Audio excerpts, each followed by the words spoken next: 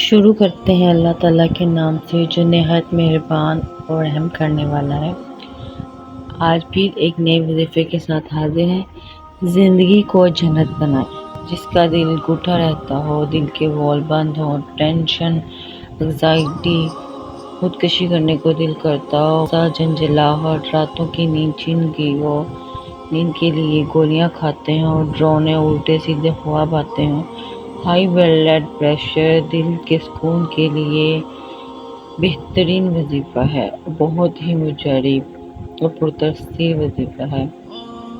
دل نماز تسبیح کی طرف راغب نہ ہوتا ہو تو اس کے لیے بالکل بھی پریشان نہ ہو۔ رات کو سوتے وقت دل پر ہاتھ رکھ کر صرف 11 بار یا 22 یا نورو کو پڑھنے کا معمول بنا لیں۔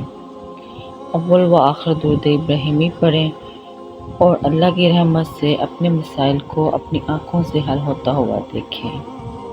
اسکرین پر نظر آنے والے واٹس ایپ نمبر پر رابطہ کر کے آپ اپنے لیے فری استخارہ معلوم کر سکتے ہیں یا کسی بھی روحانی مسائل یا دنیاوی مسائل کا حل معلوم کر سکتے ہیں۔